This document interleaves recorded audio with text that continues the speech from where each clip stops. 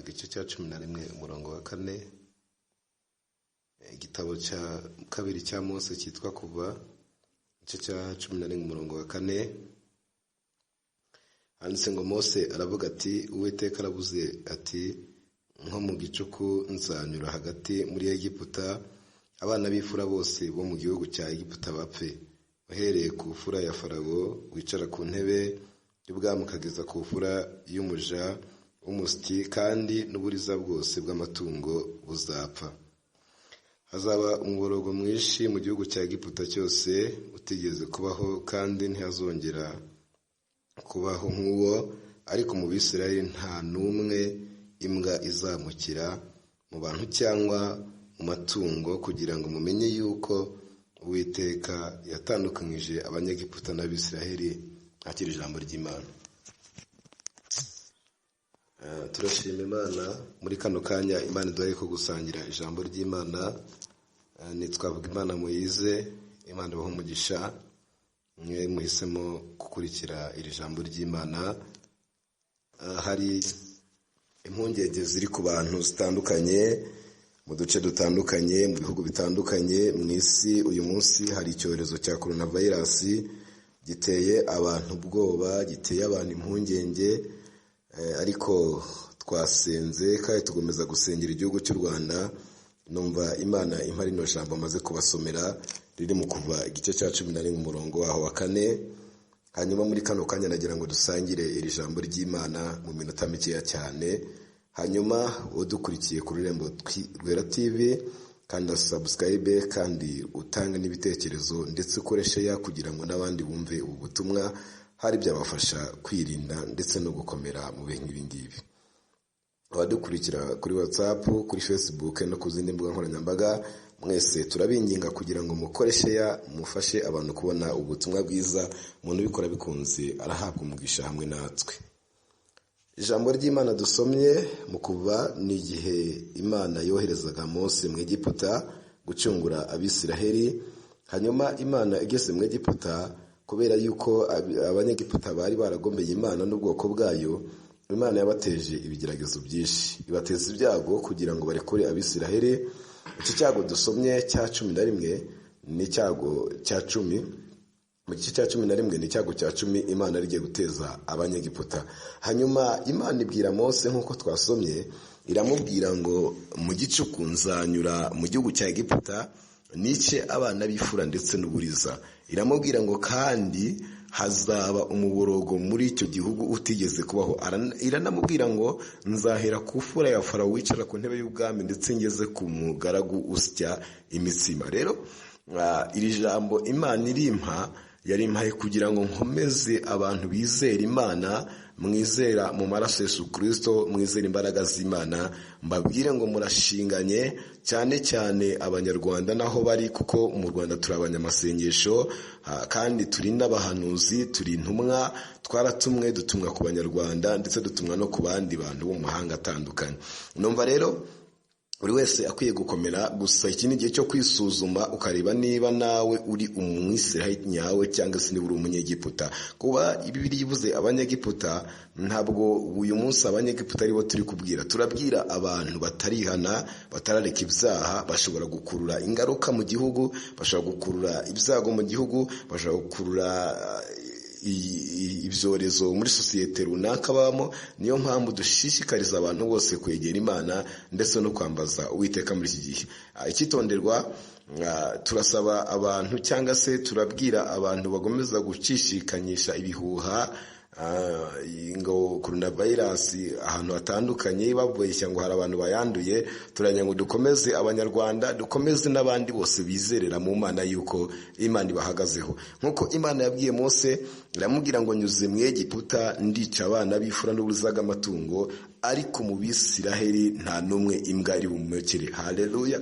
Ndagira ngo dukomeze rero abantu tubabwire ko abantu bizera Imana nta numwe imbwa iri bumukere mu bizera Imana, nta numwe ushobora gufatwa n'uburwayi. Abana b'Imana barashinganye, abizera Yesu barakomeye. Muri Kristo Yesu ntago bafatwa, muri Kristo Yesu ntago barwara, muri Kristo Yesu ntabwo bakenyuka, muri Kristo Yesu nta ntambara, muri Kristo Yesu turashinganye. Na before the sense ndagira nkomeze buri muntu wese urimo bumva iri jambo ry'Imana, mubwire yuko Imana imuntu myongo mukomeze mu ngibi ngibi. Ntabwo coronavirus yo gufata abana b'Imana, ntabwo ari yo gufata abanyarwanda. Turashinganye, turiho amaraso ya Kristo, turiho ubwiza bw'Imana. Imana yadutoranyije, turi batoya ariko nanone turashinganije, kandi dufite icyizere cy'uko tuzakomera mu rwego rukomeye cyane. Ntabwo rero Imana duteze icyorezo, nubwo muri twe harimo abadasenga, namwe mu badukuriye badasenga, ariko ndahamya neza ko mu Rwanda hari abanyamasengesho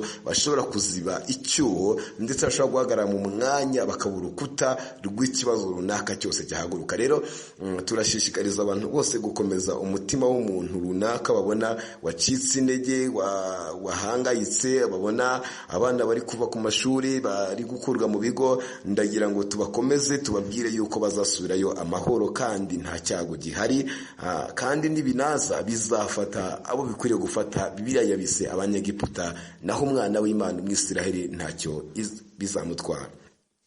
Hanyuma turabashimiye rero, muri aka kanya twabasangizaga ijambo ry'Imana Imana riduhaye, kandi mukomeze gukanda subscribe kugira ngo mudukurikirane no mu bindi biganiro twabakomezaga. Mbere na mbere ndagira ngo mbabwire ngo mu bana b'Imana nta numwe imbwa izamukira, kuko biravuze ngo ndanyura mu gihugu cya Egiputa mu gicuku, maze unice abana b'ifura n'uburizaga amatungo, uhereye ku mwana y'ifura w'umwami wicara ku ntebe. Ariko n'abanyegiputa bivuze, ndagira ngo mbabwire ngo ntabwo Imana izafata abana bayo ngo nirangiza ibahore ibibazo cyangwa se ibahore ibyaha by'abanyamahanga cyangwa by'abatizera.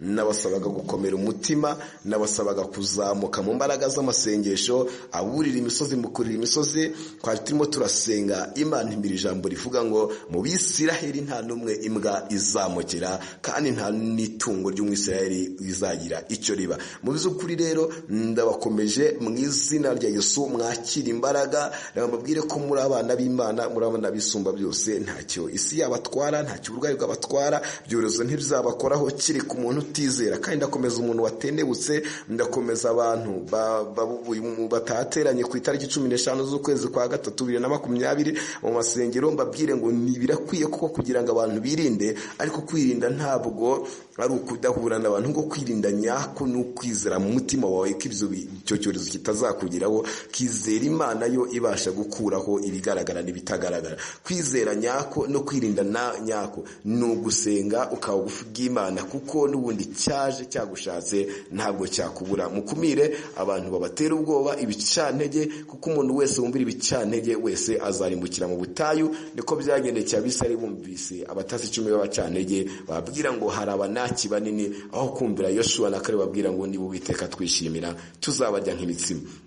Mugire amahoro y'Imana. Reka dufatanye gusenga akanya gatoya, kandi turabashimiye kuba kudukurikira. Ndizera yuko mukomeye. Mu Bisiraheli nta numwe imbwa izamukira, mu bana b'Imana ntawe icyorezo kizafata. Mu bana b'Imana mugire kwizera, turashinganye. Abahanuzi musenge, Imana iri hamwe namwe. Babwiriza musenge, Imana iri hamwe namwe. Abapasitoro musenge, Imana iri hamwe namwe. Abakristo musenge, Imana iri hamwe namwe. Mukora uruzitiro, muzitire Satani mugote kugira ngo atabasha gutwara abanyu.